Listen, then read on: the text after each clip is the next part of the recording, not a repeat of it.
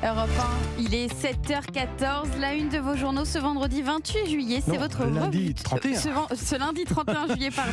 C'est votre revue de presse, Lionel. Oui, avec cette question à la une du Parisien ce matin, question peut-être cruciale pour certains d'entre vous. Où placer ses économies ?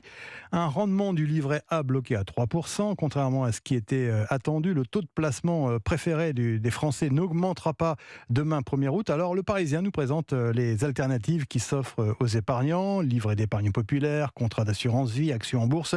Autant de solutions pour les 73% des Français qui mettent de l'argent de côté.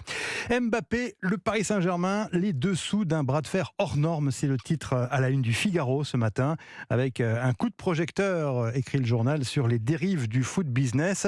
Et cet avis de Vincent Chaudel, fondateur de l'Observatoire du sport business, Mbappé a plus à perdre dans cette histoire sur le plan de l'image que le Paris Saint-Germain lui-même.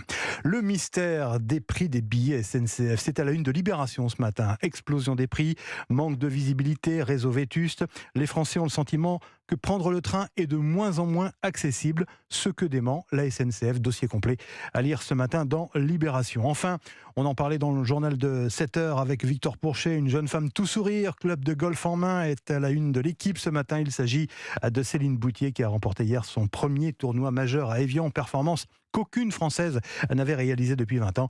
Elle peut désormais rêver, Céline, à d'autres exploits aux Jeux Olympiques de Paris. Mon cher Dimitri Vernet, oui. Qu'avez-vous repéré, vous, dans les journaux ce matin ? Eh bien, j'ai sélectionné un article dans le Courrier international ce matin qui nous relate une sacrée trouvaille, et c'est le cas de le dire, puisque le quotidien nous parle de la découverte de la plus ancienne forme de vie. Écoutez bien, Lionel, cher auditeur, des chercheurs russes ont identifié, découvert des vers microscopiques vieux au minimum de 46 000 ans. Oui, 46 000 ans.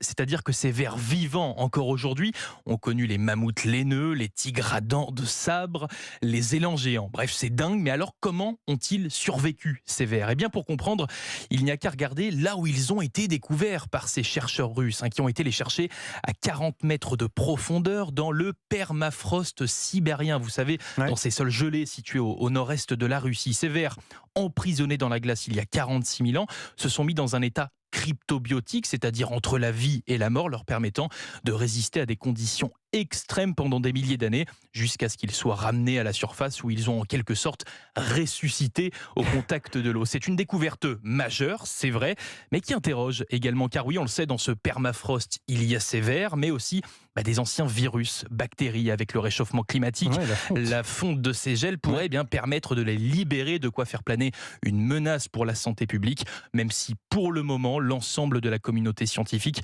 juge le risque assez faible. Est-ce que vous connaissez cette musique, Dimitri ?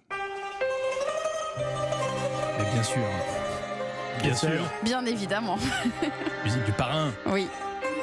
La musique du chef-d'œuvre de Francis Ford Coppola, Le Parrain, effectivement. Eh bien, figurez-vous, et c'est le Figaro qui y revient ce matin, que ce film a fasciné les patrons du syndicat du crime au moment de sa sortie. D'abord parce que lors de la projection du film, beaucoup de ces mafieux se sont retrouvés dans la description qui était faite de leur milieu, mais aussi, et c'est ce qu'il y a de plus cocasse finalement dans cette affaire, écrit le Figaro, parce que cette œuvre imaginaire, tirée d'un roman de Mario Puzo, a par la suite littéralement influé sur les mœurs mafieuses en créant une sorte de court-circuit entre la réalité et la représentation. Savez-vous par exemple que jamais avant le film de Coppola, les chefs mafieux ne s'appelaient parrains? Non, c'est une invention. C'est une invention. On disait boss ou capi. Eh bien, le succès du film est tel que même en Sicile, certains de ces boss donc de la mafia, comme le successeur de Totorina, l'un des mafieux les plus sanguinaires, exigeront qu'on les appelle maintenant parrains, finalement, comme dans le film. L'influence de l'œuvre de Coppola est telle que la musique du film est diffusée dans les mariages de la Cosa Nostra. Avant, c'était pas du tout ça. Autre exemple, John Gotti, le chef d'une des 5 familles mafieuses de New York, a organisé en 1992, le mariage de son fils en respectant à la lettre la grande scène, vous savez, la grande scène du mariage de la fille de Vito Corleone au début du film. En conclusion, écrit le Figaro, aucune œuvre mieux que Le Parrain illustre la devise du Titien, l'art est plus fort que la vie. C'est passionnant. L'incroyable saga du Parrain, c'est à lire ce matin dans le Figaro, et c'est le début d'une série en 6 épisodes. Voilà pour l'essentiel de ce que vous retrouvez ce matin dans vos quotidiens. Archives Europe 1.